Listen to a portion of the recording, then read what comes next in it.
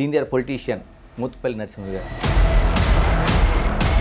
ఇప్పుడు ఏ రాజకీయ పార్టీలో ఉన్నారు? ఏ రాజకీయ పార్టీలో ఉన్నారు అంటే మోత్కుపల్లి నరసింహులు ప్రజా జీవితంలో ఇంకా ఎందుకు వెళ్ళలేకపోయారంటే, ఒక్క మాటలో చెప్పాలంటే తెలంగాణ ఆంధ్ర డివైడ్ కావటం, నన్ను గుర్తించగలిగినటువంటి వ్యక్తిత్వాలు లేవు ఇక్కడ. చంద్రబాబు నాయుడు గారు కొరకే టీఆర్ఎస్ పార్టీని వదిలేశారు. జగన్మోహన్ రెడ్డి ఆ రకంగా అరాచ్ చేయటం అనేది నాకు ఇష్టం అనిపించలేదు. కాంగ్రెస్ పార్టీ అధికారంలో రావడానికి ఎలాంటి కారణాలు వచ్చాయి? కాంగ్రెస్ పార్టీ అధికారంలోకి వచ్చింది అంటే రేవంత్ రెడ్డి గారు కూడా కాంగ్రెస్ పార్టీకి బలమైన నాయకత్వం ఉంది అనే ఒక అభిప్రాయాన్ని కల్పించగలిగాడు. ఆయన మార్చి ఇట్లా మార్చి అట్లా మార్చి అంటే పార్టీ ఉండదు. కేసీఆర్ ఈసారి నేను కొడితే ఎవరు లేవరు అనే ఒక పెద్ద నినాదాన్ని తీసుకొస్తారు. కాంగ్రెస్ ఒకవేళ దెబ్బతింటే ఆల్టర్నేటివ్గా ఉన్న పార్టీ ఏది అంటే కేసీఆర్. అసెంబ్లీలో వర్గీకరణ జరుగుతుందని ఊహించారా మీరు ఎప్పుడైనా? రేవంత్ రెడ్డి గారికే వర్గీకరణ విషయంలో ఈ యొక్క క్రెడిట్ అనేది ఆయనకి. మరి మందకృష్ణకు ఉన్న అభ్యంతరాలు ఏంటి? మందకృష్ణకు వాస్తవంగా కాంగ్రెస్ పార్టీ చేస్తే ఆయనకి ఇష్టం. ఆయన చెప్తే ఎప్పుడన్నా ఎవడన్నా గెలిచాడా? మోత్కుపల్లి నరసింహులు గారి రాజకీయ భవిష్యత్ ఏంటి? Welcome to Big TV. మనతో ఉన్నారు మాజీ మంత్రి, సీనియర్ పొలిటీషియన్ మోత్కుపల్లి నరసింహులు గారు. నరసింహులు గారు నమస్తే. నమస్తే. ఎలా ఉన్నారు? బాగున్నా. బాగున్నా. ఇంటర్వ్యూ ప్రారంభించే ముందు, ఒక సీనియర్ పొలిటీషియన్గా ఉన్న మీరు ఇప్పుడు ఏ రాజకీయ పార్టీలో ఉన్నారు అంటే ఏం సమాధానం చెప్తారు? సరే, ఏ రాజకీయ పార్టీలో ఉన్నారు అంటే ఇప్పుడైతే కాంగ్రెస్ పార్టీలోనే ఉన్నట్టు లెక్క. కాంగ్రెస్ పార్టీలోనే ఉన్నారు. అంటే దాదాపుగా 6 సార్లు ఎమ్మెల్యే, చాలా చిన్న ఏజ్లోనే వచ్చారు. తెలుగుదేశం పార్టీ దగ్గర నుంచి ప్రయాణం ప్రారంభిస్తే తర్వాత మంత్రిగా పనిచేసిన వ్యక్తి, ఒక దశలో గవర్నర్గా కూడా వెళ్తారనుకునే ఒక మోత్కుపల్లి నరసింహులు ఎందుకు అంటే ఆయన వెళ్ళాల్సిన రీచ్ అవ్వాల్సింది కానీ, లేకపోతే ఇంకా ప్రజా జీవితంలో ఇంకా వెళ్ళాల్సిన మెట్లు కానీ ఎందుకు వెళ్ళలేకపోయారంటే ఏం చెప్తారు? వాస్తవంగా ఒక్క మాటలో చెప్పాలంటే తెలంగాణ ఆంధ్ర డివైడ్ కావటం నా రాజకీయ జీవితానికి దెబ్బ తాకింది. యాక్చువల్గా చెప్పాలంటే తెలుగుదేశం పార్టీ ఉండింటే ఆ పార్టీని మేము వదిలిపెట్టేవాడిని కాదు, నేను ఇంకో దిక్కు పోయేవాడిని కాదు. దురదృష్టం ఏంటంటే ఈ పరిణామాలలో నాకు రాజకీయంగా చాలా ఇబ్బంది అయింది. రెండోది ఏంటంటే నన్ను అర్థం చేసుకోగలిగినటువంటి నాయకత్వాలు లేకపోవడమే దురదృష్టకరం. ఎందుకని అంటే ప్రజా జీవితంలో సుదీర్ఘకాలం పాటు ఉన్న మీరు అనేక సమస్యలపైన పోరాడిన, నన్ను గుర్తించగలిగినటువంటి వ్యక్తిత్వాలు లేవు ఇక్కడ. ఓకే, దానివల్లనే నష్టపోయా నేను. కారణం ఏంటంటే ఐఎమ్ నాట్ కరప్ట్. ఏమండి చెప్పమనం, ఎవడైనా రాజకీయ నాయకుడు నేను కరప్ట్ కాదని చెప్పమనం. నేను చెప్తున్నా ఐఎమ్ నాట్ కరప్ట్. నేను రెండోది ఏంటంటే నేను ఎవరికి మోసం చేసింది లేదు. క్యారెక్టర్ను బేస్ చేసుకొని. రెండోది ఏంటంటే ఎన్టీ రామారావు నాకు ఇచ్చిన అవకాశం, తెలుగుదేశం పార్టీ నాకు ఇచ్చిన అవకాశాన్ని సంపూర్ణంగా సద్వినియోగం చేసుకొని ప్రజా జీవితంలో శభాష్ అనిపించుకున్నటువంటి ఒక దళిత నాయకుడిని నేను. పేద వర్గాల నాయకుడిగా ఎదిగా నేను. తెలంగాణ నాయకత్వాల్లో దాన్ని జీర్ణించుకునే పరిస్థితి లేదు. ఫ్యూడలిజం ఎక్కువ ఇక్కడ, ఫ్యూడలిజం ఎక్కువ. కాబట్టి నా స్థాయి లీడర్ని వాళ్ళు జీర్ణించుకోలేని పరిస్థితి. అందుకే ఈ పరిస్థితి వచ్చింది. విషయం ఏంటంటే ఈ పేద వర్గాల నుంచి ఎదగగలిగి పేరున్న మనిషిని గుర్తించే స్థితిలో నాయకత్వాలు లేవు. అందుకే పరిస్థితి వచ్చింది. అంటే తెలంగాణ ఉద్యమంలోన నిజంగానే మీరు ఒక సుదీర్ఘమైన పోరాటంలో ఒక తెలంగాణ ఉద్యమం నేను భాగస్వామిని కాదు నేను. అంటే నేనంటే మీరు చెప్పిన మాటలో తెలంగాణ అనే దాంట్లోనే తెలుగుదేశం పార్టీ విభజన అనేది మీకు నష్టం పార్టీకి చేసింది, పార్టీ దెబ్బతిన్నది కాబట్టి నాకు నష్టం వచ్చింది. నష్టం వచ్చింది. ఎప్పుడైనా ఆ తెలుగుదేశం పార్టీని విడిచిపెట్టకుండా ఉంటే బాగుండేదని అలాంటిది ఏమైనా ఆలోచన ఎప్పుడైనా అనిపించిందా? 100% అనిపిస్తుంది. ఎందుకు అనిపిస్తుంది? అది కదా బడుగు బలహీన వర్గాలను గుర్తించింది. ఓకే. ఎన్టీ రామారావు గారి ఆలోచన విధానం వల్ల బీసీలు కానీ, ఎస్సీలు కానీ, ఎస్టీలు కానీ తలెత్తుకొని తిరగగలిగారు. ఆత్మగౌరవంతో రాజకీయాలు చేయగలిగారు. అటువంటి నాయకత్వాలు లేనప్పుడు మరి వాస్తవంగా బాధేస్తుంది కదా, బాధేస్తుంది కదా. అంటే నాయకత్వం అయితే వెళ్ళిపోయింది, తెలంగాణ విభజన జరిగింది, ఆంధ్ర రాష్ట్రం ఉంది. అంటే ఇంకా తెలుగుదేశం చరిత్ర తెలంగాణలో ముగిసిపోయినట్లేనా? లేకపోతే నిజంగా ఆ వేళ్ళు కానీ, లేకపోతే ఆ ఫ్లేవర్ కానీ, లేకపోతే ఆ గ్రౌండ్ లెవెల్ కార్యకర్తలు కానీ ఉన్నారని అనుకుంటున్నారా మీరు? తెలుగుదేశం పార్టీ ఏడికి పోలేదండి. తెలుగుదేశం పార్టీ నాయకులే పోయారు కానీ దాని మూలాలు ఎక్కడ పోలేదు, దాని శక్తి కూడా ఎక్కడ పోలేదు. దురదృష్టం ఏంటంటే విభజన తర్వాత ఇక్కడ నాయకత్వం అనేది పటిష్టంగా లేకపోవటం వల్లనే ఈ దెబ్బ తాకింది తప్ప మరొకటి కాదు. దాని కారణాలు ఏమైనా దానికి సరియైన ప్రోత్సాహం కూడా లేకుండా పోయింది ఇక్కడ నాయకత్వానికి. అది బాధాకరం. మోత్కుల్ గారు బీఆర్ఎస్లోకి వెళ్ళారు, స్వయంగా కేసీఆరే పిలిచాడు. మిమ్మల్ని పిలిచారు, మిమ్మల్ని పక్కన కూర్చోబెట్టుకొని ఆ పార్టీ వైపు నడిపించే ప్రయత్నం చేశారు. ఎందుకని మళ్ళీ ఆ గ్యాప్ వచ్చింది అసలు? నాది జీవితము ఎప్పుడైనా మనం ఒకటి స్వార్థం లేకుండా ఉండటం కూడా కష్టమే, బతకటం రాజకీయాల్లో. రాజకీయాలు కానీ నిజ జీవితంలో అట్లే పరిస్థితి అట్లుంది కదా. స్వార్థం లేకుండా బతకటం అనేది రాజకీయాల్లో చాలా కష్టం. ఉదాహరణ చెప్తా నేను. మేము నిస్వార్థంగా నా జీవితం గడిపాను. నేను ఒక ఎన్టీ రామారావు పేరు చెప్పుకొని, తెలుగుదేశం పార్టీ పేరు చెప్పుకొని మరి నిస్వార్థంగా రాజకీయాలు, పాపం ఆయన ఇచ్చినటువంటి ప్రేమను నేను కాపాడగలిగాను, ఆయన గౌరవాన్ని కాపాడగలిగాను ఎన్టీ రామారావు గారి. ఇక పరిస్థితి ఏమిటంటే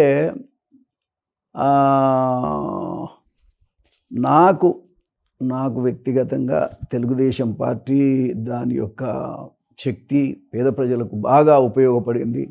ఆత్మగౌరవంతో బతకడానికి అవకాశం ఏర్పడినటువంటి పార్టీ.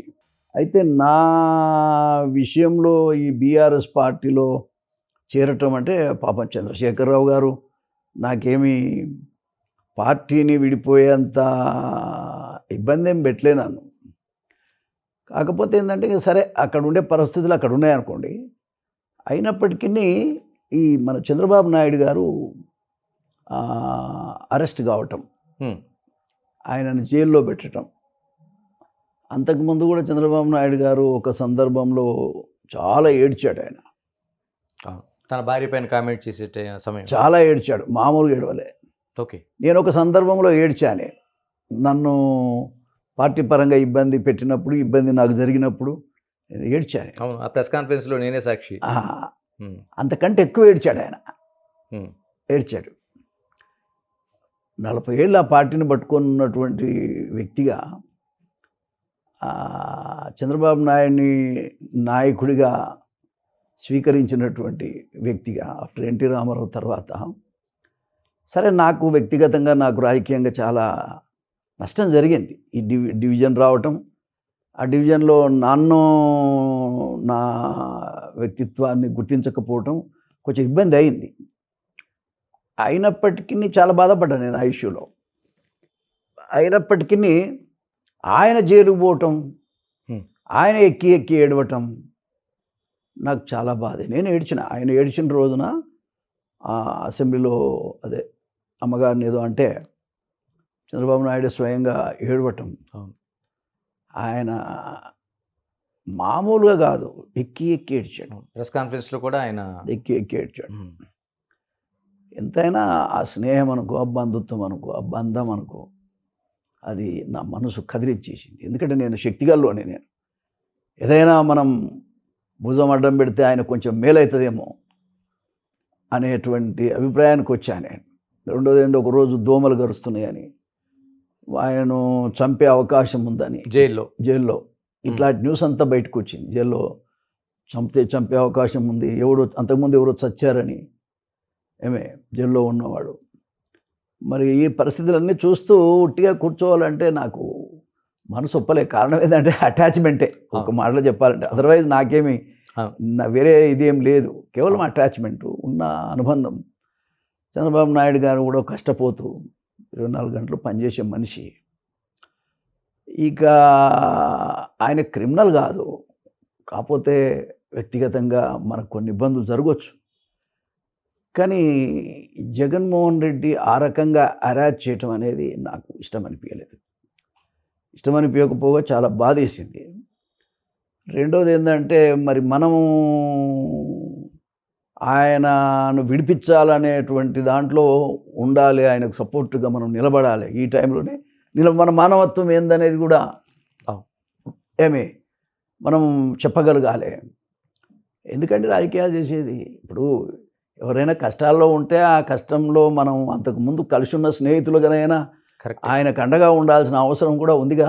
మానసికంగామైనటువంటి ఎవరికి ఉండదో లేదో నాకు తెలియదు. నేను ఇప్పటికీ ఎన్టీ రామారావు గారు రోజుకు 100 సార్లు గుర్తు చేసుకుంటాను. ఆయన మ్యారేజ్ ముహూర్తం పెట్టడం, నా మ్యారేజ్ హాల్ బుక్ చేయటం, ఆ తర్వాత నా పెళ్లి చేయటం, మ్యారేజ్ డిన్నర్ కూడా ఇవ్వటం నేను మర్చిపోయే సంఘటనలు కావాలి. ఆ పార్టీ పరంగా అత్యున్నతమైనటువంటి గౌరవం నాకు దక్కింది. మరి ఆ పార్టీకి సంబంధించిన నాయకుడు చంద్రబాబు నాయుడు గారు అంత బాధపడుతుంటే మరి ఎంతమంది వచ్చారు? మీరు కూడా కలిసి ప్రయాణం చేశారు ఆయనతో? అదేంటండి, భలే ఉన్నావు. చాలా కాలం ప్రయాణం చేశాను కదా, డివిజన్ వచ్చేదాకా ప్రయాణం చేశారు. అటువంటి నాయకుడిని అరెస్ట్ చేయటం, జైల్లో పెట్టడం, ఆయన బాధపడటం, ఆయన ఏడవటం, ఇవన్నీ చూసినాక ఏ వ్యక్తి కూడా అంత మాత్రం కొంత ఆ పార్టీతో ఉన్న సన్నిహితం ఉన్నోడికి ఎవడు కూడా బాధపడకుండా ఉండలేడు. బట్ నాకు ఎక్కువ సంబంధం ఉంది ఆ పార్టీతో. రెండోది ఏంటంటే, నేను ఉద్యమాలు చేసుకుంటూనే వస్తున్నా జీవితం అంతా. ఒక మాట అంటే నన్ను నేను ప్రొటెక్ట్ చేసుకుంటూ రాజకీయాల్లో బతికేటువంటి జీవితం నాది. ఆయన అంత బాధపడుతున్నప్పుడు ఆయన ఏడిస్తే నేను ఏడ్చాను ఇంట్లో. ఎందుకు ఇట్లా పరిస్థితి వచ్చింది అనేటువంటిది. బట్ నేను తట్టుకోలేకపోయి నేను అప్పుడు చంద్రశేఖరరావు గారు కూడా ఆయనకున్న పరిస్థితులు ఏమున్నాయో కానీ ఆయన ఈ అరెస్టును ఖండించలే ఆయన కూడా. ఓకే. ఇంకోటి ఏంటంటే, జగన్మోహన్ రెడ్డి అంత దుర్మార్గంగా వ్యవహారం చేస్తున్నాడు. ఒక ఎస్సీ డాక్టరు మాస్క్ లేదని అడిగినందుకు చంపారు. ఏమండి, మాస్క్ లేదని అడిగినందుకు చంపారు. ఒక ఎస్సీ తమ్ముడిని అయితే గుండు గీసి చంపారు. ఇట్లా ఒక 5-6 దళిత యువకులను చంపినటువంటి పరిస్థితి చూస్తూ ఉన్నాం. ఒక అడ్వకేట్ను చాలా ఇబ్బంది పెట్టారు, ఒక మహిళను చాలా ఇబ్బంది పెట్టారు, చిత్తూరులో అనుకుంటాను. ఇవన్నీ చూస్తూ ఉన్నాం. ఇవన్నీ చూస్తున్న తర్వాత అతను రాజ్యం వెళ్తున్నాడా, ఇంకేమన్నా వెళ్తున్నాడా, అసలు ఏంటి ఇతని పరిస్థితి? ఈ రకంగా చేస్తున్నాడు. రెండోది, చివరికి చంద్రబాబు నాయుడిని అరెస్ట్ చేసి లోపల పెట్టాడు. ఇది కక్షపూరితంగా జరుగుతున్నటువంటిది తప్ప రాజకీయంగా కాదు ఇది అనేటువంటిది నా మనసుకు వచ్చి నేను చాలా తీవ్రంగా జగన్మోహన్ రెడ్డి మీద ప్రెస్ కాన్ఫరెన్స్ పెట్టి చాలా తీవ్రంగా మాట్లాడాను. చాలా తీవ్రంగా మాట్లాడి, నువ్వు వచ్చేసారి నువ్వు ఓడిపోతున్నావు అని చెప్పాను. రెండోది ఏం చెప్పానంటే, చంద్రబాబు నాయుడు గారు బయటకు వచ్చేంత వరకు నేను పోరాటం చేస్తానని చెప్పాను. ఆయన కొరకే టీఆర్ఎస్ పార్టీని వదిలేశాను. ఎవరి కొరకు? చంద్రబాబు కొరకు. నా రాజకీయానికి దెబ్బ తగులుతుందని నాకు తెలుసు. తగిలినా పర్వాలేదు. ఒక నాయకుడు, ఒక రాష్ట్రంలో ఒక నాయకుడిగా పనిచేసినటువంటి వ్యక్తి, ఒక ఎక్స్ చీఫ్ మినిస్టర్, అందులో నాకు బాస్గా ఉన్న వ్యక్తి ఇంత బాధపడుతుంటే ఇంట్లో కూర్చుంటే నా రాజకీయాల కోసం అంత స్వార్థపూరితంగా ఉండాల్సిన అవసరం లేదు. ఏమండి, కాబట్టి మనం ఎక్కడో ఒకటి త్యాగం చేయాలి కదా అనే దాని మీదనే నేను టీఆర్ఎస్ పార్టీని వదిలేసిన. Because of Chandrababu Naidu. ఆయన కొరకు మాత్రమే. నేను ఇంకా కావాలంటే అది మీరు అప్పుడున్న వీడియోలు చూడండి. నేను చంద్రబాబు నాయుడు గారు రిలీజ్ అయ్యేంత వరకు నేను పోరాటం చేస్తానని చెప్పాను. ఓకే. అదే కాకు ఒకరోజు ధర్నా చేశాను. చాలా తీవ్రంగా ఉన్న టైంలో నేను ధర్నా చేశాను. ధర్నా చేస్తే మన TV5 నాయుడు గారు, చైర్మన్ నాయుడు, ఆయనే వచ్చి ఈవినింగ్ వచ్చి నిమ్మరసం ఇచ్చి లేపాడు. దసరా పండుగను బైకాట్ చేసాం మేము మా కుటుంబం. ఏమండి, ప్రొటెస్ట్గా జగన్ మోహన్ రెడ్డికి వ్యతిరేకంగా ప్రొటెస్ట్ చేశాను. ఒక సందర్భంలో ఆయనకు అనుకూలంగా ఇక్కడ ప్రొటెస్ట్ చేసేటువంటి చంద్రబాబు నాయుడు అరెస్టుకు వ్యతిరేకంగా నిరసన చెప్తున్నటువంటి ఇది మన సాఫ్ట్వేర్ ఇంజనీర్స్, సాఫ్ట్వేర్ ఎంప్లాయీస్, ఆంధ్రకు సంబంధించినటువంటి యువత పెద్దలు అంతా కూడా పెద్ద ఎత్తున స్పందన వచ్చింది ఇక్కడ తెలంగాణలో కూడా. వాళ్ళని ఉద్దేశించి కూడా ఒక సందర్భంలో అప్పుడున్న గవర్నమెంటు ఇక్కడ ఏముంది ఇక్కడ అనేటువంటి అభిప్రాయం చెప్పారు.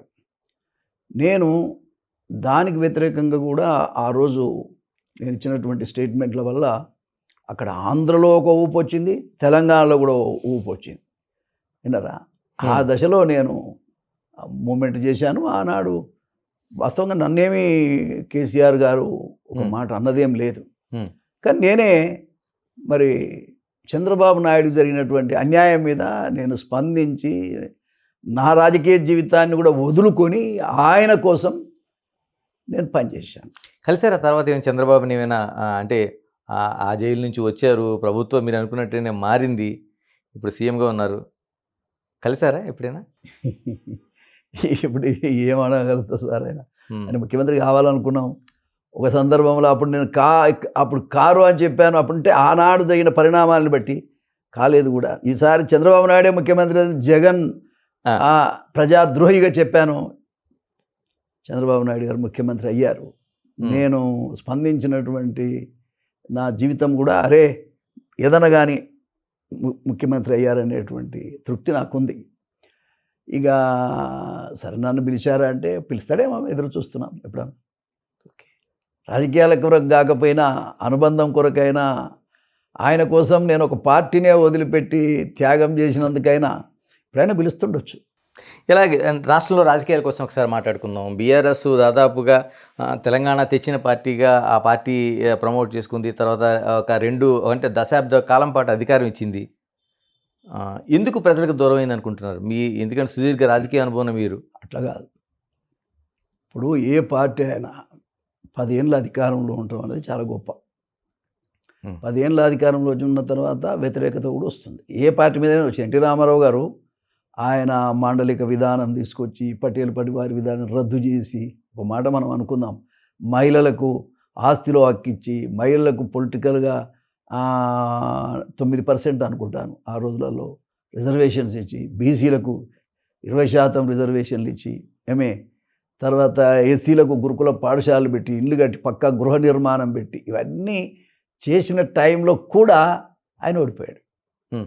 ఏమి ఓడిపోయాడు? ఆయన ఎవరికేమో అన్యాయం చేసింది ఏం లేదు, ఆయన ఓడిపోయాడు. అంటే నేను అనేది ఏంటంటే ఈ ప్రజాస్వామ్యంలో ప్రజలు ఒక్కోసారి చిన్న చిన్న విషయాలను కూడా పట్టించుకుంటారు. వాళ్ళు అంటే 10 ఏళ్ళకి ఒకసారి, వాళ్ళు 10 ఏళ్ళ తర్వాత ఒప్పుకోరు. 10 ఏళ్ళు కాదు, 5 ఏళ్ళకే తీస్తుంటాయి. తమిళనాడులో అయితే 5 ఏళ్ళకి ఒకసారి జయలలిత లేకపోతే కరుణానిధి ఉన్నటువంటి సందర్భాలు మనం చూసాం. ఇక్కడ 10 ఏళ్ళు అనేది ఎక్కువ. అంటే పశ్చిమ బెంగాల్ కావచ్చు, లేకపోతే ఒడిశా కావచ్చు, 20 ఏళ్ళకి పైగా వాళ్ళు 25 ఏళ్ళు వరకు కొనసాగించిన దాఖలాలు ఉన్నాయి కదా. కమ్యూనిస్ట్ పార్టీ కావచ్చు, లేకపోతే పట్నాయక్ కుటుంబానికి కావచ్చు. అంత త్యాగం చేసినటువంటి పరిస్థితి కూడా ఉండాలి కదా. ఓకే, త్యాగం అనేది మనిషిని నిలబెడుతుంది, మోరల్ కరేజ్. ఇప్పుడు నేను ఉన్నానుకో, నేను ఏదైనా మాట్లాడతాను. నేను కారణం ఏంటి? నేనేం ఆశించి మాట్లాడటం లేదు. అందరూ అన్నారు నన్ను, అరే నువ్వు టీఆర్ఎస్ పార్టీని వదిలిపెట్టి చంద్రబాబు నాయుడు గారు ఇక్కడ లేనే లేడు, ఆయన కోసం నువ్వెందుకు అట్ట చేస్తున్నావు, నీకు పొలిటికల్గా దెబ్బ తాకుతుందని చాలామంది నా స్నేహితులు, నా మీద ఉన్న అభిమానులు అంతా చెప్పారు నాకు. అయినా కూడా నేను లెక్క చేయలేదు కదా, త్యాగం చేశాను. దేని కొరకు? మనకున్న అనుబంధం కొరకు, ఆత్మీయత కొరకు, వాళ్ళు చేసిన కృషికి మనం త్యాగం చేయాల్సినటువంటి పరిస్థితి. అట్లనే ఏదైనా అంతే. ఇక్కడ లీడర్షిప్ అనేది ముఖ్యం. ఇప్పుడు అక్కడ కూడా చంద్రబాబు నాయుడు గారు వచ్చారు, మళ్ళీ ఓడిపోయారు. జగన్ వచ్చాడు, మళ్ళీ చంద్రబాబు నాయుడు గారు వచ్చారు. అట్లనే ఇక్కడ తెలంగాణలో కూడా 10 ఏళ్ళు అంటే సెంటిమెంట్తో 10 ఏళ్ళు ఉండింది గవర్నమెంట్. ఒక మాట చెప్పాలంటే సెంటిమెంటు అంత బలంగా సెంటిమెంట్ ఉండింది జనం లోపల. దాంతో 10 ఇయర్స్ ఉన్నారు వాళ్ళు. ఇప్పుడు కాంగ్రెస్ పార్టీ వచ్చింది. కాంగ్రెస్ పార్టీ కూడా మరి ఈ 5 ఏళ్ళు నిలుపుకోగలిగి మళ్ళీ రాగలగాలి. అంటే కాంగ్రెస్ పార్టీ అధికారంలో రావడానికి ఎలాంటి కారణాలు మనకి వచ్చాయి? ఇప్పుడు ఇది కొనసాగాలి ఈ ప్రభుత్వం. దీంట్లో మీరు గుర్తిస్తున్న విషయాలేంటి? ఒక మాటలో చెప్పాలంటే కాంగ్రెస్ పార్టీ అధికారంలోకి వచ్చింది అంటే యాంటీ గవర్నమెంట్. ఓకే. గవర్నమెంట్కు వ్యతిరేకమైనటువంటి పవనాలు వీచినాయి. 10 ఏళ్ళు అయిపోయింది, ఒక అవకాశం కాంగ్రెస్ పార్టీకి కూడా ఇద్దాం అనేటువంటి అభిప్రాయం జనంలో వచ్చింది. ఓకే. దాని ఫలితంగానే కాంగ్రెస్ పార్టీ అధికారంలోకి వచ్చింది. దానికి తోడు మన రేవంత్ రెడ్డి గారు కూడా చాలా విస్తృతంగా పర్యటన చేశాడు. కాంగ్రెస్ పార్టీకి లీడర్షిప్ కొరత ఉందన్న అభిప్రాయం ఉండే. ఇతను ఎంటర్ అయినాక మరి కొంత నాయకత్వం అనేటువంటిది కాంగ్రెస్ పార్టీకి బలమైన నాయకత్వం ఉంది అనే ఒక అభిప్రాయాన్ని కల్పించగలిగాడు ఆయన. దానివల్ల జనం నమ్మారు. మీరు గమనించండి, చంద్రబాబు నాయుడు గారు ఒక పక్క ఉద్యోగం చేస్తున్న టైంలో ప్రెస్ వాళ్ళు అడిగారు నన్ను, రేపు పొద్దున మీరు టీఆర్ఎస్ పార్టీని వదిలిపెట్టారు కదా, మీరు ఎక్కడ పోతారంటే, మా తమ్ముడు రేవంత్ రెడ్డి ఖచ్చితంగా ఈసారి కాంగ్రెస్ పార్టీ అధికారంలోకి వస్తుంది, ఆయన దగ్గరికే నేను పోతా అని చెప్పాను. ఎప్పుడు ఫస్ట్ చెప్పింది నేనే, ఆయన ముఖ్యమంత్రి అవుతాడని చెప్పింది కూడా నేనే. కాకపోతే ఆయన నన్ను ఆదరించలేదు అనుకోండి, అది వేరే విషయం. అయితే ఫస్ట్ ముఖ్యమంత్రి అవుతాడని చెప్పింది నేనే. తర్వాత నా మాట వల్ల వ్యక్తిగా చూడొద్దు నన్ను.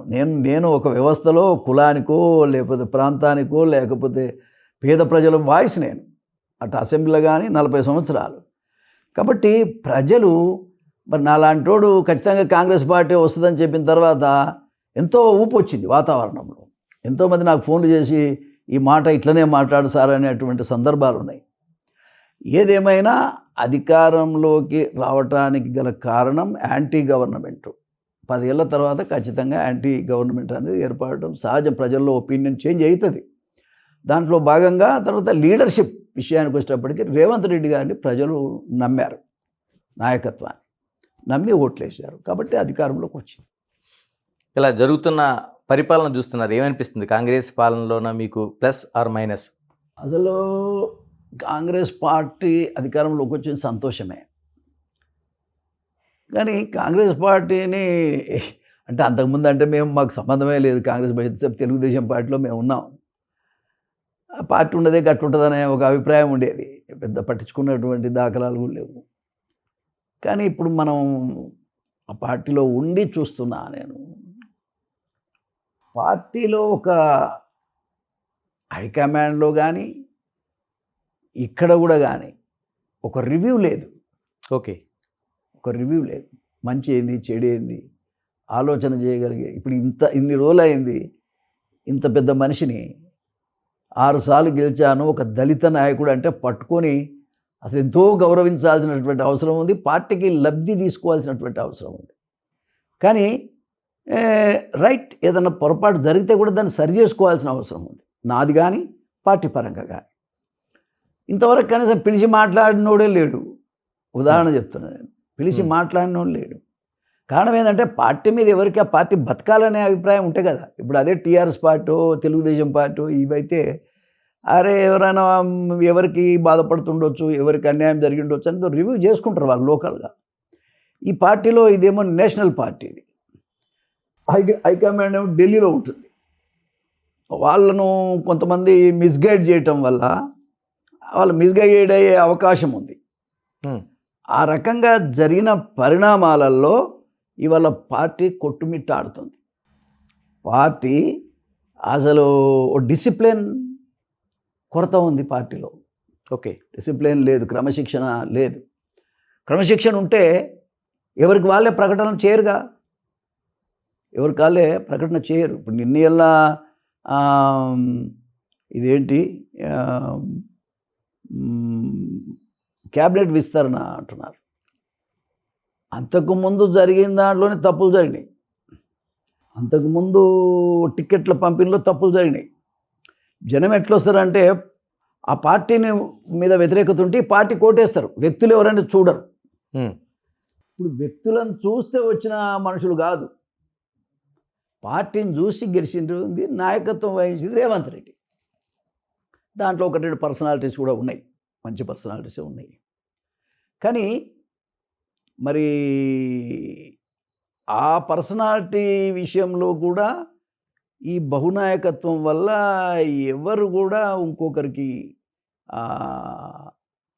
అంటే సంప్రదించుకోవాలి, మాట్లాడుకోవాలనేటువంటి సాంప్రదాయం తక్కువ ఉంది ఆ పార్టీలో. అంటే మీరేమంటారంటే బహునాయకత్వం కాకుండా ఒక సింగిల్ లీడర్షిప్ ఒక మాట వెళ్ళాలంటారా? ఏంటి మీ ఆలోచన? బహునాయకత్వం అంటే ఇంటర్నల్ డెమోక్రసీ ఉండాలి. ఓకే. ఇంటర్నల్ డెమోక్రసీ ఉండకుంటే ఎట్లా? కాకపోతే హైకమాండ్ అయినోని కానోని పైన ఎంకరేజ్ చేస్తే ఇక్కడ లీడర్షిప్ ఉన్నోనికి ఇబ్బంది అవుతుంది కదా. ఓకే. ఇప్పుడు రేవంత్ రెడ్డి గారు వాస్తవంగా ఎవరికి ఇవ్వాలి? రేవంత్ రెడ్డిగా ఆయనకు గనక అధికారం ఆయనకే ఉంటే ఈ పేర్లన్నీ రావు. ఒక్కొక్క ఇంట్లో ఇద్దరిద్దరు ఎమ్మెల్యేలు ఇచ్చారండి. ఎవరు ఇచ్చారు? ఎట్లా ఇస్తారు? అది రేవంత్ రెడ్డి అయితే ఒప్పుకోడు నాకు తెలిసి. ఒక్కొక్క ఇంట్లో ఇద్దరిద్దరు ఎమ్మెల్యేలు ఏ పార్టీలో ఉంటుందా? ఏ పార్టీలోనన్నా ఉండదు. ఏ పార్టీలో ఈ సాంప్రదాయం లేదు. ఒక ఇంట్లో ఇద్దరు ఎమ్మెల్యేలు అండి. ఇప్పుడు ఒక ఇంట్లో ఇద్దరు ఎమ్మెల్యేలు కాదు, ముగ్గురు ఏమండి, ఇద్దరు ఎమ్మెల్యేలు, ఒక ఎంపీ. ఇట్లా ఉండే పద్ధతి ఏ పార్టీలో ఉంది చెప్పండి? ఏ పార్టీలో లేదు. కాబట్టి పార్టీ ఎప్పుడైతే అధికారంలోకి వచ్చిందో ఇవన్నీ కూడా ప్రజలు చూస్తున్నారు కదా.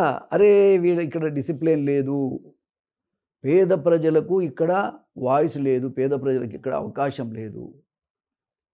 43 మంది ఒకే కమ్యూనిటీకి టికెట్లు ఇస్తారా ఎవరన్నా? మనం అనుకుందాం చెప్పండి. దానివల్ల ఏమైంది?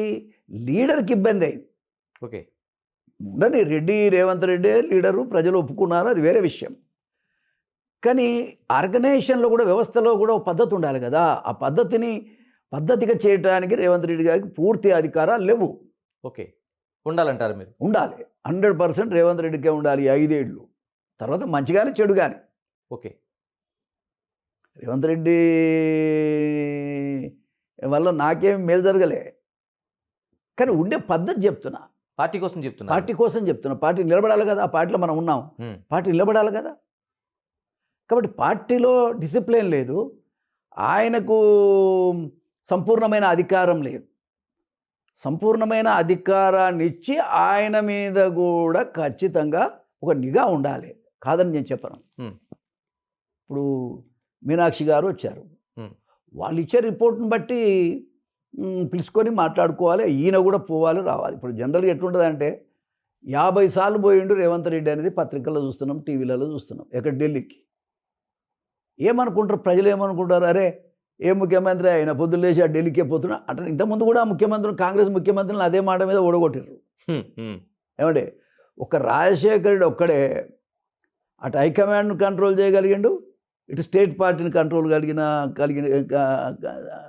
కంట్రోల్ చేసినటువంటి వ్యక్తి ఒక్క రాజశేఖర రెడ్డి కాంగ్రెస్ పార్టీలో. ఎవరు కూడా చేయలేదు.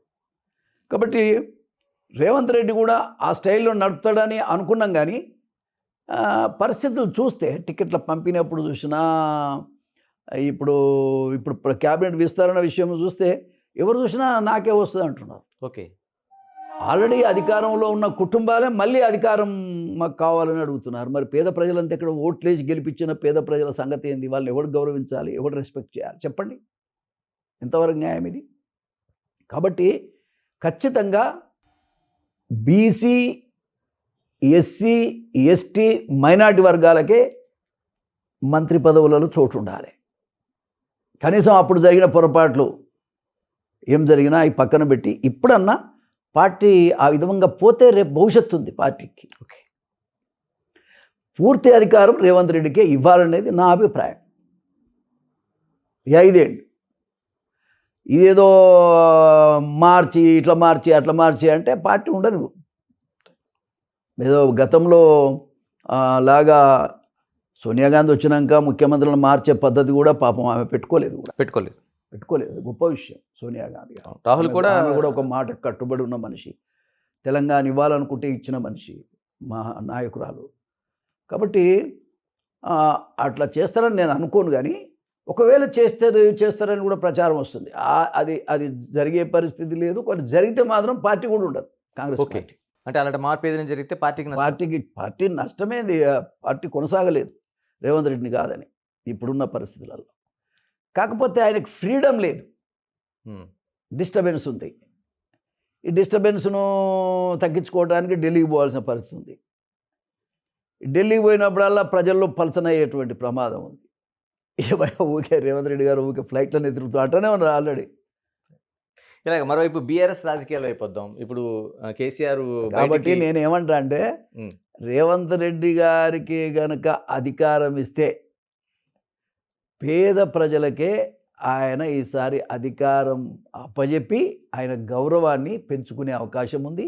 దానివల్ల పార్టీకి మేలు జరుగుతుంది. ఇలాగ బీఆర్ఎస్ రాజకీయాలు అయిపోద్దాం. బీఆర్ఎస్లో ఇప్పుడు కేసీఆర్ బయటకు వచ్చారు.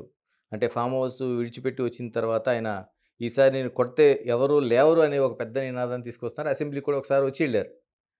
ఎలా చూడాలి? అంటే ఆల్టర్నేటివ్గా ఉన్న పార్టీ కాంగ్రెస్ ఒకవేళ దెబ్బతింటే ఆల్టర్నేటివ్గా ఉన్న పార్టీ ఏది అంటే కేసీఆర్ అనేటువంటి అభిప్రాయం ఉన్నది. అంటే ఇప్పటికీ అదే ఉందా? అంటే ఒకవైపు బీజేపీ కేంద్రంలో అధికారంలో ఉంటూ ఇక్కడ ఏదో బలం మాకు వస్తుంది అన్న ఒక సంకేతాలు ఇస్తున్నారు. ఇప్పుడు బీజేపీ అనేటువంటిది ఇంకా అంత దూరం లేదు. మరి 4 ఏళ్ళలో ఏం జరుగుతుందో తెలియదు. బట్ ఇవాళ యాజ్ ఇట్ ఈజ్ ఉన్న పరిస్థితుల్లో అయితే నాకు తెలిసినంత వరకు ఖచ్చితంగా మరి బీఆర్ఎస్ పార్టీ అనేటువంటిది జనంలో ఉన్నటువంటి వాడుక.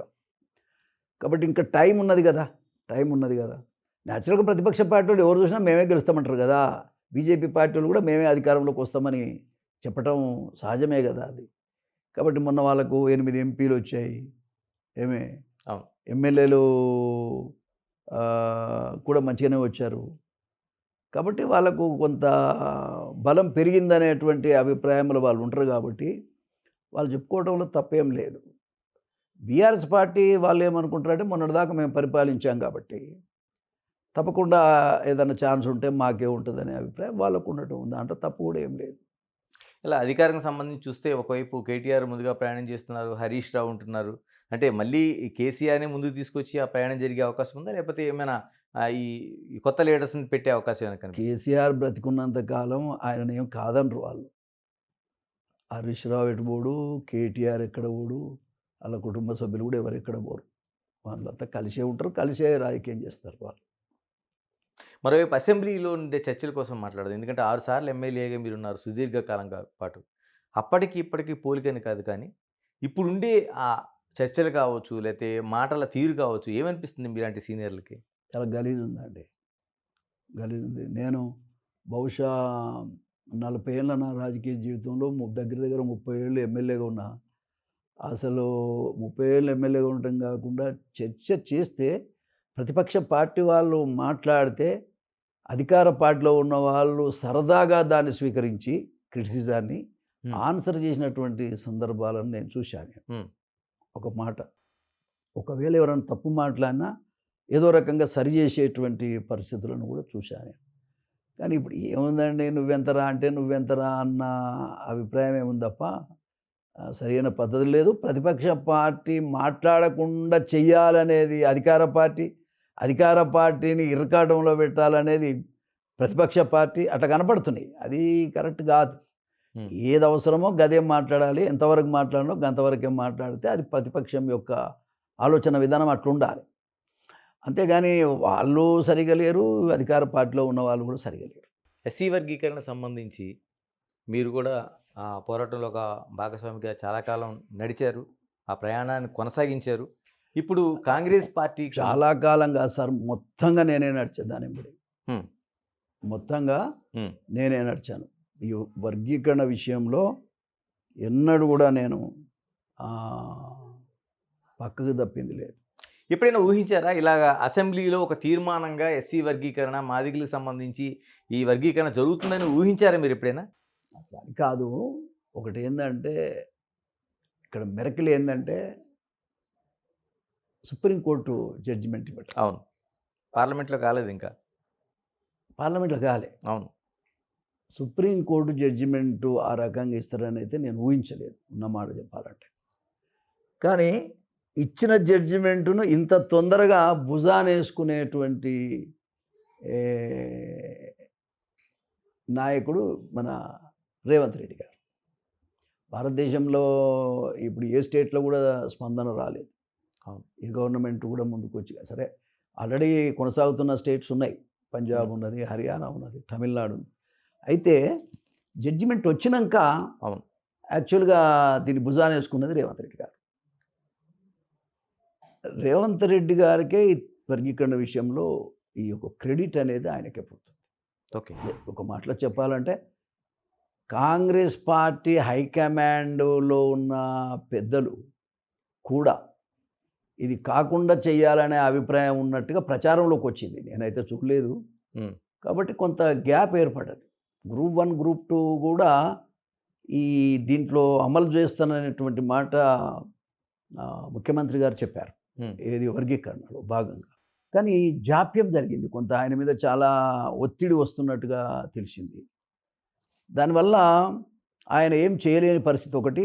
ఏదేమైనా అసెంబ్లీలో చెప్పిన మాటను నిలబెట్టుకోవాలనేటువంటి ఒక పట్టుదల ఆయన లోపల ఉన్నది కాబట్టే ఇది అమల్లోకి వచ్చిందనేది నాకున్నటువంటి అభిప్రాయం. మరి మందకృష్ణకు ఉన్న అభ్యంతరాలు ఏంటి? ఎందుకంటే ఆయన ఒకవైపు మీరు అంటున్నట్టు ఎవరూ చేయలేని నిర్ణయాన్ని తెలంగాణ ప్రభుత్వం చేసిందంటున్నారు. రేవంత్ దానికి స్టెప్ తీసుకున్నారంటున్నారు.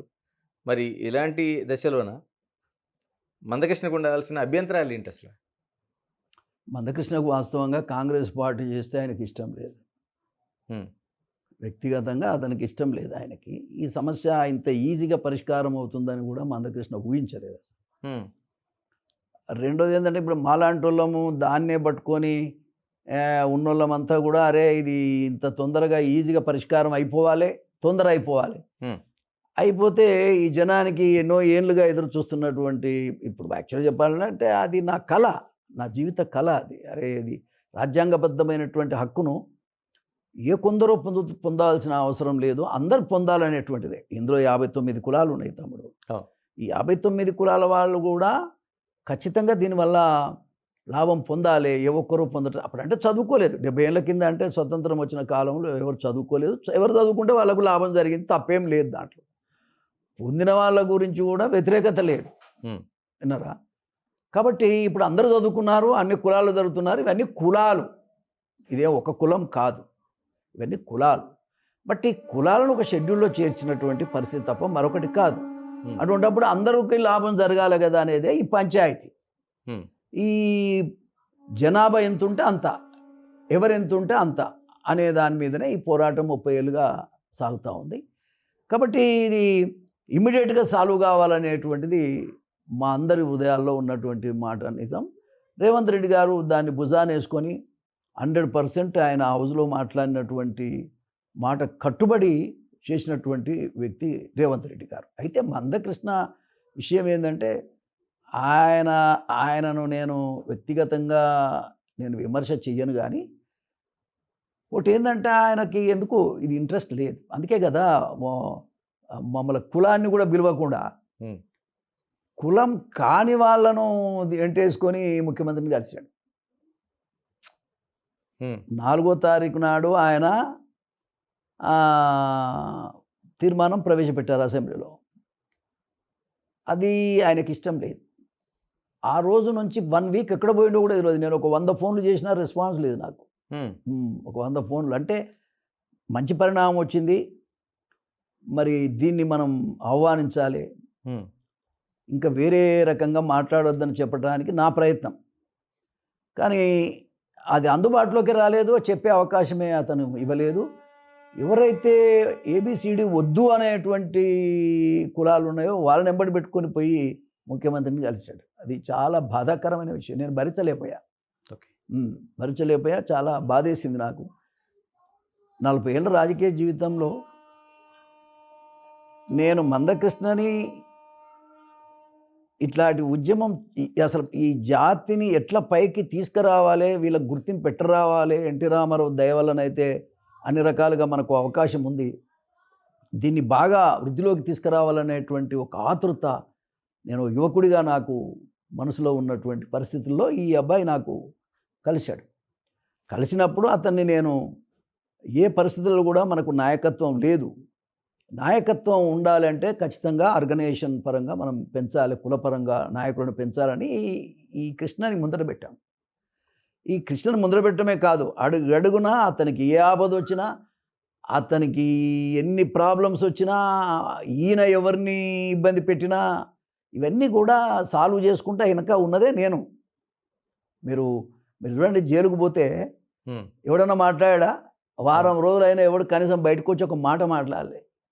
కృష్ణమాదిగ జైల్లో ఉంటే మొత్తం నా జాతి మొత్తం జైల్లో ఉన్నట్టుగా బాధపడ్డా నేను. ఆయన కూతురు అంకుల్ నా మ్యారేజ్ ఫిక్స్ అయింది, డాడీని తీసుకుపోయి జైలు వేశారన్నప్పుడు నేను ఏడ్చాను. నేను ఇంట్లో ఏడ్చింది కాదు, అంబేద్కర్ సాక్షిగా అంబేద్కర్ విగ్రహం దగ్గర ఏమండి ఏడ్చి అప్పుడున్న ప్రభుత్వాన్ని వెంటనే కృష్ణను విడుదల చేయాలి, ఏదో చంపుతారని ఓ ప్రచారం వచ్చింది, జైల్లోనే చంపేస్తారట కృష్ణ అనేది ఓ ప్రచారం వస్తే, అట్లాంటిది కనుక జరిగితే చాలా తీవ్రంగా ఉంటుంది, ఏ పరిస్థితుల్లో కూడా కృష్ణను వదిలిపెట్టాలని నేను గవర్నమెంట్ మీద ఒత్తిడి చేసి ఒక రోజంతా పోలీస్ స్టేషన్లో ఉన్నాను. పోలీసు వాళ్ళు అరెస్ట్ చేశారు అక్కడ. అట్లాంటి ఇన్సిడెంట్స్ ఎన్నో ఉన్నాయి. ఈయనను కృష్ణమాదిగా ఆమె నిరాహారదీక్ష చేశాడు. చేస్తే జనరల్గా పోలీసు వాళ్ళు అరెస్ట్ చేస్తారు కదా, ఆ అరెస్ట్ చేసేటువంటి క్రమంలో ఈయన పరిగెత్తుకొని పోయి ఎక్కడో దాక్కున్నాడు ఆయన. ఆ తర్వాత ఆయన అనుచరులు ఒక 20-30 మందిని 3 నెలలు నా ఇంట్లో పెట్టుకొని కాపాడాను నేను, 3 months. ఏమండి ఇదంతా పోంగా ఏ వ్యక్తులైతే ఇవాళ ఈ ఉద్యమం సాల్వ్ కావటానికి, ఈ 30 ఏళ్ళు అది నిలబడటానికి చాలామందికి ఇప్పుడున్న జనరేషన్ కొంతమందికి తెలియదు. ఇది ఉద్యమం నిలబడటానికి ఎవరు కాదు, 3 బిడ్డలు వాళ్ళు ఈ మందకృష్ణ చెప్పినటువంటి మాటలు విని పెట్రోల్ పోసుకొని కాల్చుకొని చచ్చారు గాంధీ భవన్లో. తమ్ముడు ఎవరైనా కాల్చుకుంటారా? మీరు చెప్పండి, ఎవరైనా కాల్చుకుంటారా? ప్రాణం ఇస్తారా ఎవరైనా? మలమల మాడి మషై ఈ జాతి కోసం వాళ్ళు బలైపోయినరు, బలిపీఠం ఎక్కినరు. ఇవాళ ఈ 30 ఏళ్ళు ఈ ఉద్యమం నిలబడటానికి ఎవరు కాదు, కృష్ణతోనేమవుతుందండి? కానీ ఇష్యూ ఏమిటంటే వాళ్ళు బలైపోయిన దానికి ఆ రోజు నేను హాస్పిటల్లో ఉంటే వాళ్ళు కాలిపోయి హాస్పిటల్ తీసుకొస్తే హాస్పిటల్ నేను పోయాను. పోతే వాళ్ళు బగ్గున మండుతున్నారు కృష్ణ మీద, వాళ్ళ కుటుంబ సభ్యులు కానీ ఆ బస్తీ వాళ్ళు కానీ ప్రజలు. అటువంటి సందర్భాన్ని కూడా నేను ఓదార్చి, అట్లా కాదు, ఇట్లా జాతి కోసం వాళ్ళు బలైపోయారు, తరతరాలు వాళ్ళ పేరును మాదిగ జాతి మర్చిపోదు, మాదిగ జాతి బతికున్నంతకాలం వీళ్ళను మర్చిపోదు. కారణాలు ఏమైనా దీనికి మీరు దయచేసి శాంతంగా ఉండాలని చెప్తే అప్పుడు వచ్చాడు కృష్ణ. అక్కడికి వచ్చే పరిస్థితి లేదు. అటువంటి ఇన్సిడెంట్లలో కూడా నేను ఉండి ఈ ఉద్యమాన్ని నడిపినవాడిని నేను. కాకపోతే మేము రాజకీయ పార్టీలలో ఉన్నాం, ఒక సోషల్ వర్కర్ లాగా ఉండాలని కృష్ణని పెట్టాం. మేము అందరం ఉంటేనే ఆ జనం వస్తారు, ఆ వ్యవహారం వస్తుంది. అర్థమైందా? మేము అందరం ఎవరం లేకపోతే ఆయన ఒక్కడే ఉంటాడు. ఆయన జనబలం లేదు ఆయనకి. చాలామంది ఏమనుకుంటాడు, కృష్ణమ్మడి ఊరేగుతున్నారా అనుకుంటారు. అది కేవలం నామమాత్రమే, అంతేనంటారు. అంతే. ఆయన చెప్తే ఎప్పుడన్నా ఎవడన్నా గెలిచాడా, లేకపోతే ఏదన్నా పార్టీకి మేలైందా చెప్పు నాకు. ఎంత కాదు, నామమాత్రమే. మేము పెట్టినటువంటి మనిషి ఆయన. కానీ మరి అంటే ఇన్ని వేల మంది ఆయన కూడా ప్రయాణం చేయడానికి కులమే.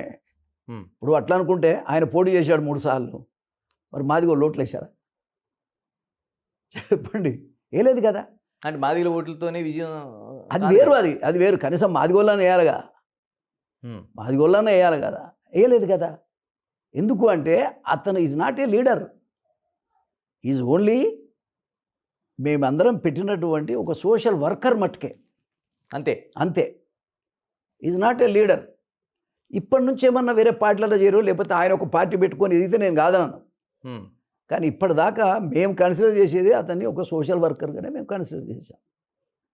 కాబట్టి మీరు అర్థం చేసుకోండి, నేను ఎప్పుడైతే మమ్మలను కాదని 40 ఏళ్ళు పొలిటికల్గా ఉన్న జాతి నుంచి ఉన్నటువంటి నేను, అడుగడుగున చేయి పట్టుకొని నడిపించిన నేను, మమ్మల్ని కాదని కులం కాని వాళ్ళని తీసుకుపోయి ముఖ్యమంత్రిని కులం పేరు మీద కులానికి సంబంధించిన విషయాలు మాట్లాడదామంటే వాళ్ళని తీసుకుపోయి మాట్లాడినప్పుడు మేము చాలా ఇబ్బంది పడ్డాను.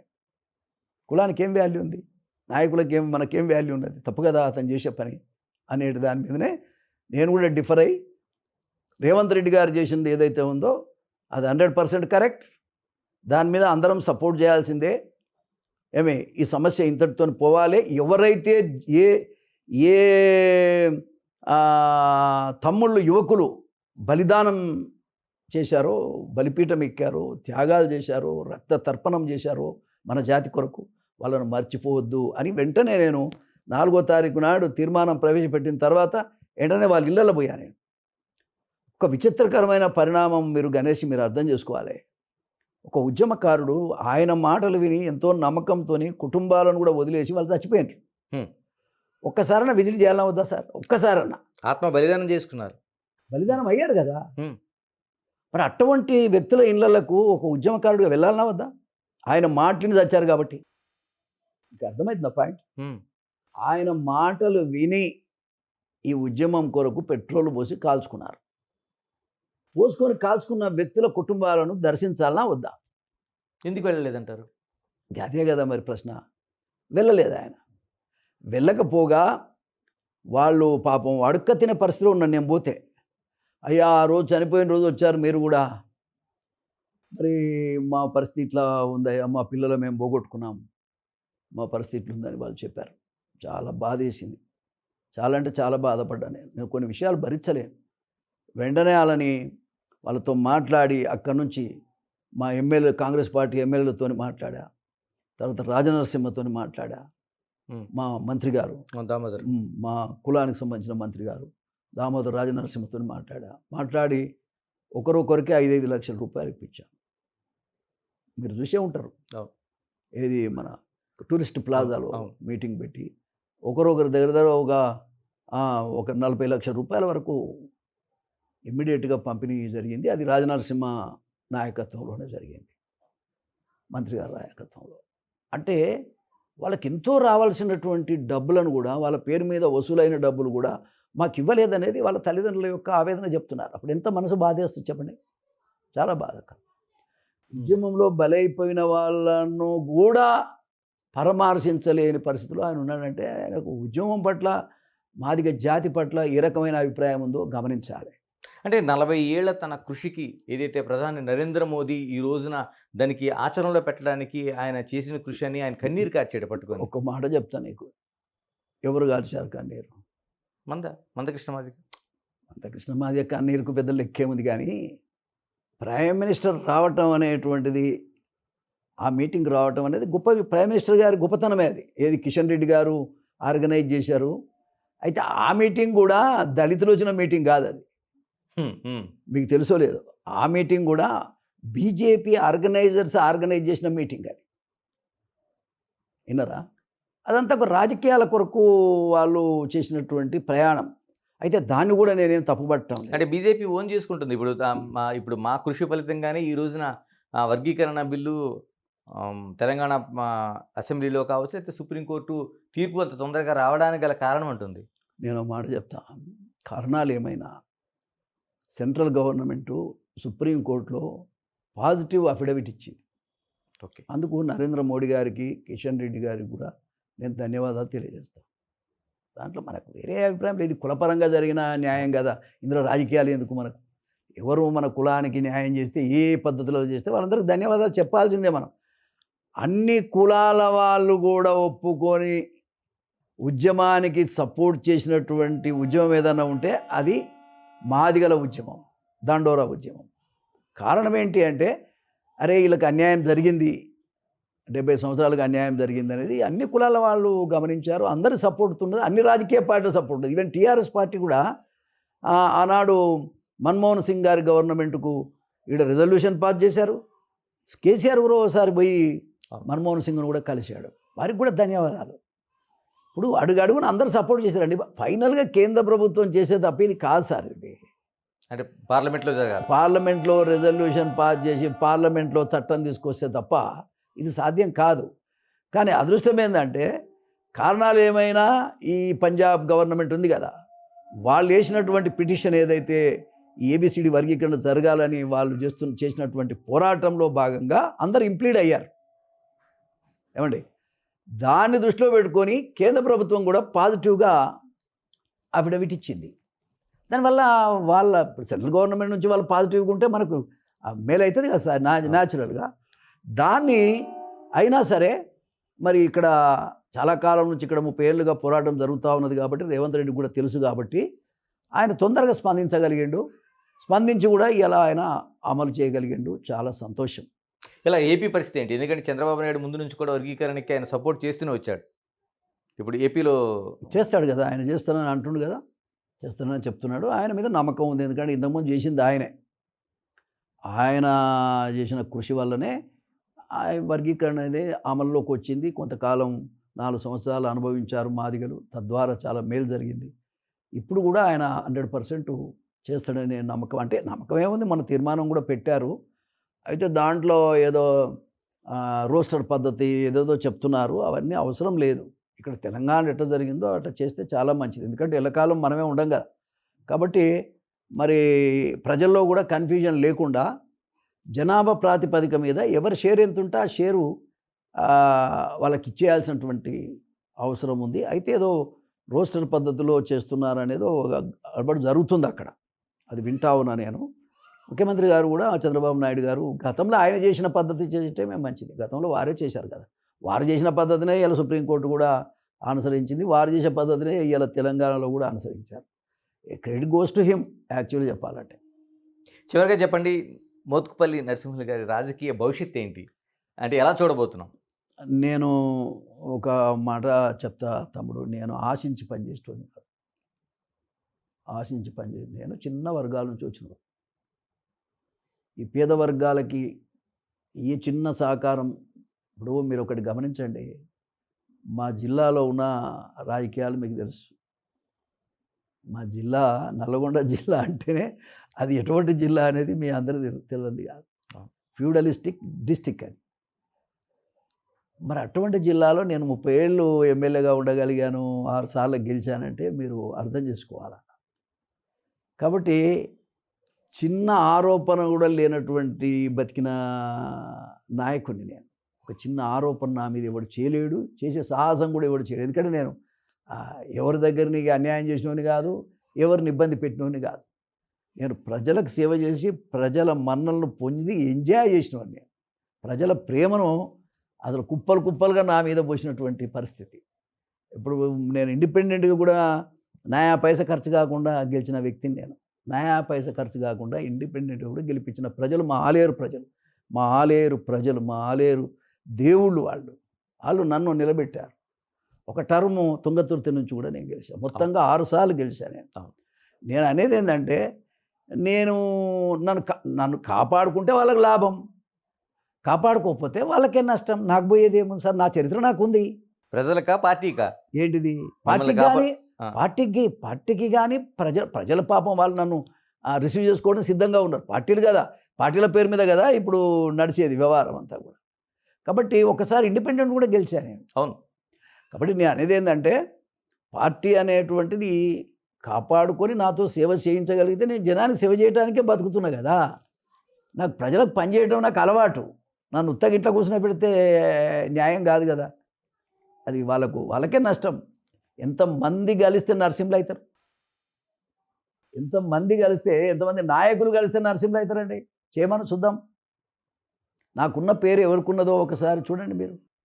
అంటే భవిష్యత్తులో అట్లీస్ట్ రాజకీయాలు నరసింహులుగానే చూడండి. ఇప్పుడు రేవంత్ రెడ్డి గారు ఉన్నారు. రేవంత్ రెడ్డి గారు నాకు మంచి మిత్రుడు. తెలుగుదేశంలో ఇద్దరం కలిసే పనిచేసాం. కారణాలు ఏమైనా చిన్న చిన్న భేదాభిప్రాయాలు అక్కడ ఉన్నప్పుడు ఉన్న పరిస్థితి నిజమే. కానీ మరి నేనే కదా మొదట రేవంత్ రెడ్డి ముఖ్యమంత్రి అవుతారని చెప్పింది. నేనే కదా నాకు టికెట్ రాకపోయినా పార్టీ కోసమే పనిచేసిన కదా. కాబట్టి వాళ్ళ ఆలోచన చేసుకోవాలి. ఇప్పుడు నేనా ఇల్లు తిరిగి అయ్యా నాకేం చేస్తారని అడిగే మనిషిని అయితే కాదు. నాకుండే క్రెడిబిలిటీ నాకుంది. అంబేద్కర్ ఇచ్చినటువంటి మహానుభావులు ఇచ్చినటువంటి శక్తి నాకుంది. ప్రజలు ఇచ్చినటువంటి ఆత్మీయత నాకుంది. తెలంగాణ జిల్లాలను కూడా శాసించగలిగిన శక్తి నాకుంది. కాబట్టి మాదిగ జాతి ఈసారి ఎవరికి ఓటేస్తే వాళ్ళే గెలుస్తారు. అది కూడా చెప్తాను. పోయినసారి కాంగ్రెస్ పార్టీకి ఓటేశారు, గెలిచారు. రాజకీయంగా మాకు న్యాయం జరగకపోతే ఏది చేసినా వేస్టే. మాకు రాజకీయంగా న్యాయం చేయాలి. రాజకీయంగా ఎన్టీ రామారావు గారు ఏ రకమైన స్థాయిలో మమ్మల్ని పెట్టారో, ఈవెన్ రాజశేఖర రెడ్డి గారు కూడా ఏ స్థాయిలో మమ్మల్ని పెట్టారో, ఆ పరిస్థితులలో మరి కాంగ్రెస్ పార్టీ కూడా పెట్టవలసినటువంటి అవసరం ఉంది. మాదిగలకు ఎమ్మెల్యే స్థానంలో మాకు న్యాయం జరగలే. 5 ఎమ్మెల్యేలు, మాదిగ ఎమ్మెల్యేలు. ఏమండి, మరి 12 రావాల్సిన దగ్గర 5 ఇచ్చారు. పార్లమెంట్లో ఒక్క సీటు కూడా మాకు అలాట్ చేయలేదు. నేను ఏడ్చాను. నేను ధర్నా చేశాను మా ఇంట్లో. ఏమండి, ఒక రోజంతా ధర్నా చేశాను, తిండి తిప్పలు లేకుండా. రెండోది ఏంటంటే, మరి సమాజంలో మేము ఉన్నాము, మా ఓట్లతో మీరు గెలుస్తున్నారు. అసలు దళితులు అంటే తెలంగాణలో మాదిగలే ఎక్కువ ఉన్నారు. ఏమండి, మరి మాదిగలు ఎక్కువ ఉంటే మాదిగలను గౌరవించకపోతే రేపు ఓట్లు ఎట్లా వస్తాయి? ఓటు రాకపోతే పార్టీ ఎట్లా నిలబడుతుంది? పార్టీని పటిష్టంగా ఉండాలంటే రేపు జరగబోయేటువంటి క్యాబినెట్ విస్తీర్ణం ఏదైతే జరగబోతున్నదో దాంట్లో 100% మా మాదిగ కులస్తుడు. ఇప్పుడు మాలల్లో వాళ్ళు పాపం వాళ్ళకి 2 ఇచ్చారు. ఏది బట్టి విక్రమార్క అండ్ ప్రసాదరావు. సంతోషం, దాంతో వేరే అభిప్రాయం లేదు. కానీ మాదిగల్లో అతి పెద్ద కులమైనటువంటి మాదిగలకు కూడా 2 ఇవ్వాలి కదా. గతంలో ఉన్న పార్టీలు కూడా అట్లే ఇచ్చాయి, 2 ఇచ్చాయి. ఇప్పుడు ఇవ్వాలి కదా వీళ్ళు. కాబట్టి ఇంకొక మంత్రి పదవి కూడా ఇవ్వాలే, ఇచ్చి తీరాలంటున్నాను నేను. ఇవ్వాలే, ఇచ్చి తీరాలి. ఇలాగ ఒకవేళ ఇవ్వకపోతే మూల్యం చెల్లించక తప్పదు రాబోయే ఎన్నికల్లో, చెప్తున్నాను. ఇలాగ రాబోయే ఎన్నికలకు సంబంధించి మీరు మాట్లాడుతున్నారు కాబట్టి ఈ వర్గీకరణ ఎంత ప్లస్ పాయింట్ కాబోతుంది కాంగ్రెస్ పార్టీకి? ఇవన్నీ వర్గీకరణతో పాటు ఆ వర్గాన్ని ప్రోత్సహించాల్సిన అవసరం. ఇప్పుడు విస్తరణలో కూడా మంత్రి పదవి ఇస్తే జనానికి నమ్మకం వస్తుంది. నీకు ఒక మాట చెప్పరా, నేను చెప్పాను అలా మొట్టమొదట రేవంత్ రెడ్డికే క్రెడిట్ వస్తుందని మొదట చెప్పాను. అవును. కానీ దాన్ని కాపాడుకోవాలి కదా. దాన్ని కాపాడుకోవాలంటే అంచెలంచెలుగా మీరు ఆ కులాన్ని గౌరవిస్తూ, ఇంతకుముందు గౌరవించలేదు. అసెంబ్లీ టికెట్ రాలేదు మాకు, పార్లమెంట్ టికెట్ రాలేదు మాకు. మోత్కుపల్లి నరసింహ లాంటి ఒక సీనియర్ నాయకుడిని మీరు పక్కన పెట్టారు. ఇవన్నీ జనం గమనించారండి, ఖచ్చితంగా గమనిస్తారు. ఇవన్నిటిని కూడా ఎంతో కొంత వాళ్ళని సాటిస్ఫై చేయడానికి మంత్రివర్గంలో మాదిగ కులస్తుడికి ఒకడికి మాలలకు ఇచ్చినట్టే 2 ఇవ్వాలి. ఒకడు మా దామోదర్ రాజనరసింహ అన్నాడు, ఇంకొక మంత్రి పదవి ఇవ్వాలనేది నా యొక్క ఉద్దేశం. ముఖ్యమంత్రి గారికి హైకమాండ్ కూడా నేను విజ్ఞప్తి చేస్తున్నా, పార్టీ పటిష్టంగా రాబోయే కాలం ఎన్నికల్లో కూడా ముందుకు నడవాలంటే ఖచ్చితంగా మాదిగల్ని ఎంబడేసుకోవాలి. అది తెలుసు రేవంత్ రెడ్డి గారికి. రైట్. ఏదో మేము వర్గీకరణ చేశాం కాబట్టి అనేది కాదు. వర్గీకరణ చేస్తే ఖచ్చితంగా గుడ్ విల్ ఖచ్చితంగా చేసిన వాళ్ళకి ఉంటుంది కదా. ఉండదని ఎట్లా చెప్తాం మనం? ఆ ఒక్కదాంతో సాటిస్ఫై కాము కదా. 100 ఉద్యోగాలు వస్తాయి సార్. 100 ఉద్యోగాలు వస్తే 100 ఉద్యోగాలు మాకు 5-6 ఉద్యోగాలు మాకు వస్తాయి, అంతే కదా. అంత మాత్రాన మాదిగ జాతి మొత్తం కడుపులు నిండేది ఏం కాదు. రాజ్యాధికారంలో కడుపులు నిండుతాయి. ఇప్పుడు నేను ఒకసారి మంత్రి అయ్యాను, సర్వ ప్రపంచానికి సహాయం చేశాను నేను. పవర్ ఉంటే చేసేది వేరు, అధికారం ఎంతసేపు మేము అడక తినకానే ఉండాలా? మేము పెట్టే స్థితికి తీసుకురావాల్సిన వాళ్ళు ఎవరు? పార్టీలు. ఇప్పుడు కాంగ్రెస్ పార్టీ అధికారంలో ఉన్నది. మరి ఈ వర్గాన్ని కూడా 10 మందికి సాయం చేసే స్థితికి తీసుకురావాలి కదా. మీ దగ్గరకు వచ్చి మీ హైకమాండ్ దగ్గర మాట్లాడగలిగే శక్తి ఉన్న నాయకులను పెంచాలి కదా. అట్లా పెంచాలంటే ఖచ్చితంగా ఈ వర్గానికి మంత్రివర్గంలో స్థానం ఉండాలి. నేను ఇంకో మాట కూడా చెప్తున్నా, పార్టీని దృష్టిలో పెట్టుకొని వ్యవస్థాపరంగా మొత్తంగా బీసీలు, ఎస్సీలు, ఎస్టీలు అండ్ మైనార్టీ వర్గాలకే ఈ 6 స్థానాలు కూడా ఇవ్వాలి. రైట్. మిగతా వాళ్ళకి ఇవ్వాల్సిన అవసరం లేదు. రేవంత్ రెడ్డి గారు ముఖ్యమంత్రి ఉండు చాలు. రెడ్లల్లా ఆయన చాలండి, ఒక వ్యక్తి సరిపోడా, అది కూడా ముఖ్యమంత్రి పదవి. కాబట్టి రేవంత్ రెడ్డి గారి నాయకత్వాన్ని కాపాడవలసిన బాధ్యత హైకమాండ్కు ఉంది. కింది వర్గాలను కాపాడవలసిన బాధ్యత రేవంత్ రెడ్డి గారికి ఉంది. ఒకవేళ రేవంత్ రెడ్డి గారిని బలహీన పరిస్తే పార్టీకే నష్టం. ఓకే, థ్యాంక్ యూ నరసింహ గారు.